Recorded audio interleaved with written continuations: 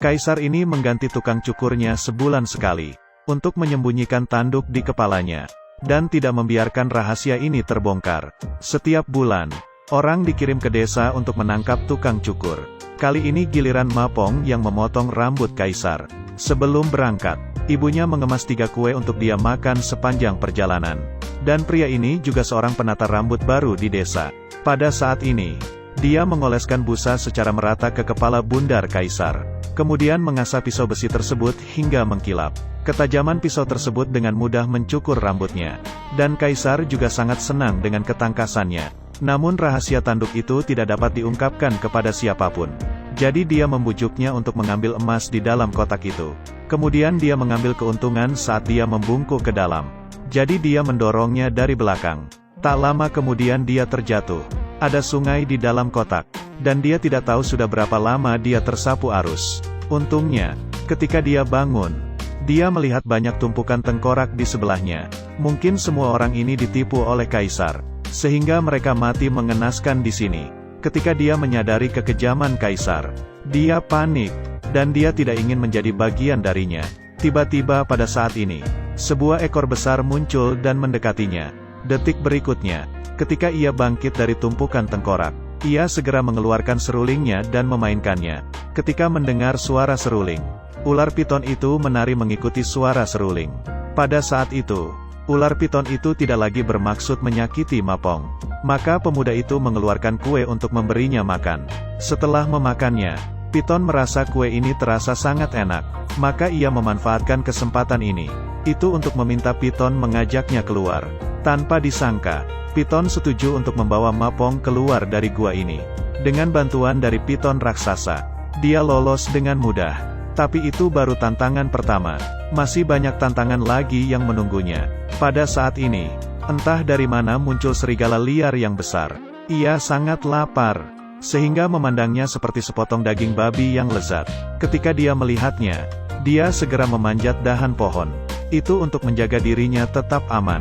Lalu dia mengeluarkan seruling untuk dimainkan lagi. Lalu mengambil kue, dan memberi makan serigala besar ini. Usai makan, serigala jahat ini pun merasakan kuenya enak. Kemudian, biarkan anak itu menungganginya, dan bawa dia keluar dari hutan jahat ini. Ketika hari sudah gelap, anak laki-laki itu pergi ke sebuah rumah untuk tidur. Yang mengejutkan, ada seorang wanita tua kanibal yang tinggal di rumah ini. Ketika dia melihat Ma Feng datang, dia segera berlari masuk.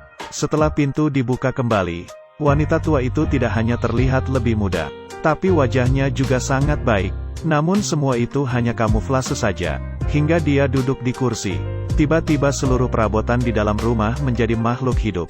Saat ini, Ma Pong sedang duduk di kursi, dan ia bergegas menuju panci berisi air mendidih di depannya. Jadi dia dengan sedih memohon pada wanita itu, agar membiarkan dia memainkan serulingnya untuk terakhir kalinya, sebelum dia meninggal. Jadi, dia setuju dengan Ma Pong. Lagi pula, dia tidak pernah melakukan satupun perbuatan baik seumur hidupnya. Dia terus bergoyang mengikuti suara suling, dan kakinya terus menari di lantai. Saat ini, dia sangat bahagia sehingga dia melepas pakaiannya. Tetapi begitu dia melepasnya, wujud aslinya akan segera muncul. Dan sepertinya itu baju ajaib. Tapi Ma Pong juga menginginkannya. Jadi dia memberikan kue terakhir kepada penyihir itu. Dia juga menceritakan semua pengalaman anehnya. Dan penyihir itu mulai sekarang ingin membantu anak itu. Tampaknya, kekuatan seruling dan pai ajaib tidak bisa dianggap remeh. Kali ini dia meminjamkannya ke meja oranye, yang bisa meremajakan segalanya. Jadi ketika dia memakainya, dia berubah menjadi anak berusia 5 tahun. Namun ketika dia memakai baju itu terbalik, itu juga dapat berdampak sebaliknya. Akan membuat kamu berumur lebih dari 50 tahun. Ma Pong kemudian meminjam baju ini dari penyihir. Keesokan harinya, Ma Pong mengenakan bajunya terbalik, dan berpura-pura menjadi tukang cukur. Pergi ke istana kekaisaran untuk memotong rambut kaisar jahat. Saat dia melepasnya, ada tanduk yang sangat panjang di kepalanya.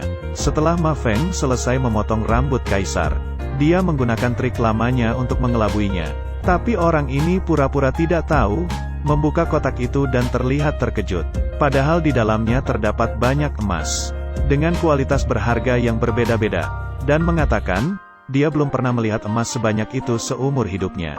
Setelah mendengar apa yang dia katakan, Kaisar bergegas untuk melihat, dan kali ini gilirannya untuk didorong ke bawah. Ketika dia menangkap biksu itu, dia memegang Mapong, dan ingin mati bersamanya. Saat ini Mapong berpikir itu tidak baik, karena dia tidak mempunyai kue untuk memberi makan ular itu. Jadi dia segera melepas bajunya. Rahang stroberinya hilang dan dia langsung jatuh ke air. Setelah berhadapan dengan kaisar jahat, dia mengenakan kembali bajunya. Lalu dia berubah menjadi anak laki-laki, dan perlahan keluar dari istana ini.